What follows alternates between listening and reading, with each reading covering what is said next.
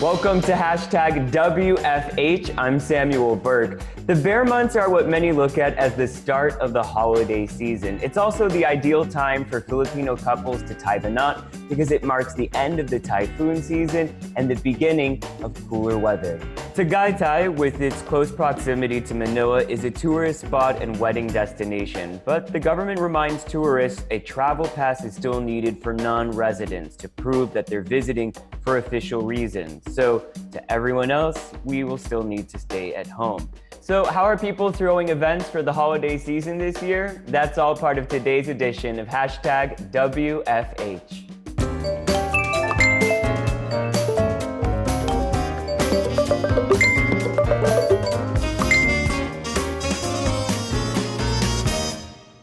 Events are huge drivers of the Philippine economy, as many Filipinos spend up to millions just to make their dream events come true.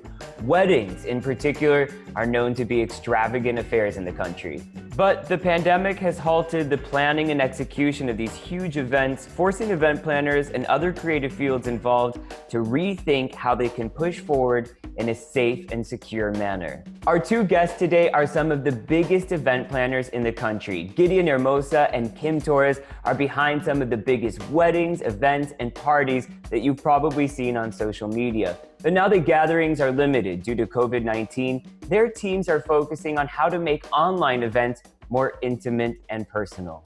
Kim and Gideon, welcome to the program. Before I start my questions, I'm already noticing right away your beautiful backdrops. Clearly, you guys are event planners and know how to do online events very well, like this one.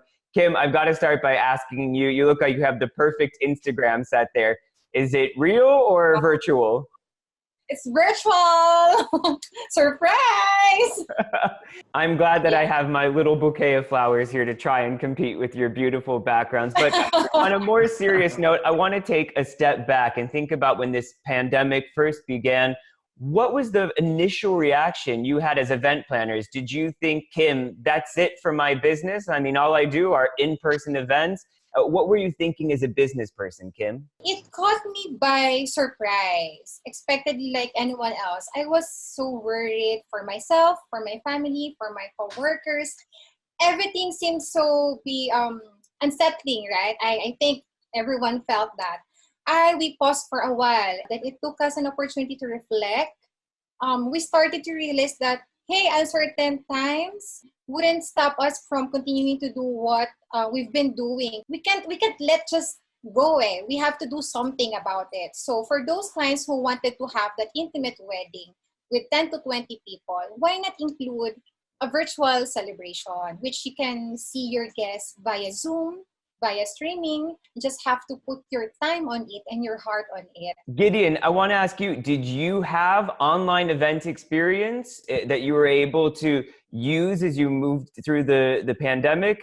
No, actually, it's my first time. But I felt like we really have to be creative to survive this pandemic. So what we did was we offered online home parties wherein me and my team usually construct everything in our warehouse, then send it to our client's home. Then we go online to teach them how to put things together. What was it like? Was it fear in those first weeks? It's more of like, I need to use what I have. And I thought of, instead of being negative, use your creativity to shift into a different thing. It's more of like adapting into a new normal. We based our services based on the government guidelines. So if the government, let's say, released or announced that, okay, 50% of the venue is now allowed. So we have another packages for that we can offer to our clients. How did you start experimenting with this online presence, the visuals online, to figure out how to give your customers the same satisfaction that they would expect from an in-person event? Since we cannot invite guests on their homes, what we did was we usually suggest our clients to send packages of the same food, the same props, the same decors that they have into their guests online.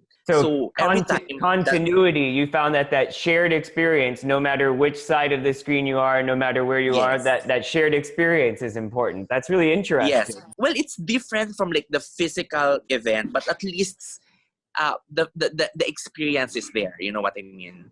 Gideon, I'm just curious, what do you believe is going to be the future of events, online events? Intimate events will still be very popular. Being that said, that you are having an intimate event, make the most of it because it's still milestone that you're celebrating. Even if it's small, make it really nice and beautiful. At the same time, for my colleagues, it's more of like, I know that every one of us in this industry is creative, so let the creativity flow. Kim, the same question for you. Do you think that your business can survive as the conditions are right now if we have prolonged lockdowns and really tight guidelines from the government? Well, in general, we are all slowly getting back on the ground. But we must embrace the new normal. Think this moment like a land of opportunity.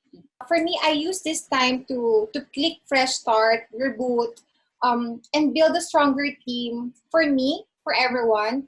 Because these challenges will not just pass by. It sounds like what's happening with you is what's happening with almost every business. Pause, restart, and work your way back up slowly Yes. yet surely. Don't give up.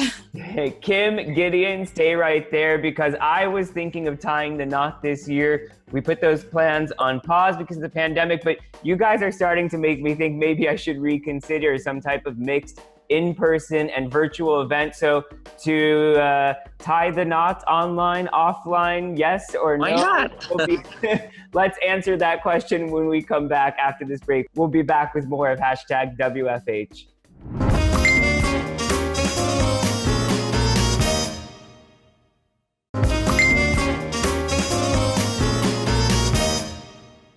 Well, today we're meeting a real life bride and her groom, but it was the photo of the bride that really took the world by surprise as she was walking into the church in her beautiful gown. There was also somebody there to take her temperature and maybe allow her, not allow her into her own wedding. So Lou and John, congratulations. Thank you so much for being with us. And I just want to start by asking you, Lou, we see you in the photo there. What was it like doing a wedding during this community quarantine? And what were you thinking as they held up that temperature gun to your head? Really mixed emotion. Really don't know what to feel or, kung iiyak na ba ako, matatawa ba ako kasi may body temperature ako. And John, what was it like for you planning this wedding as so much was happening around you and so many barriers to get over? Ang plan kasi namin talaga is next year. Ang nangyari po, hindi namin kasi alam kung hanggang kailan tong pandemic na to. So we try to pursue this wedding. Wala naman din kasing iba sa kasal next year and then kasal this year.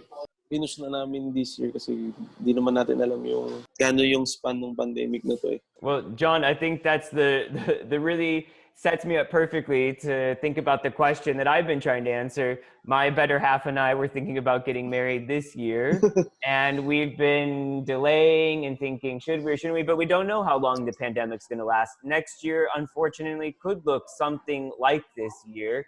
So I guess my question really for you, Lou, is for all the people like me who are engaged, who are thinking about getting married, what would you advise? Should I go through with the wedding or should I wait? I think you should continue your wedding this year.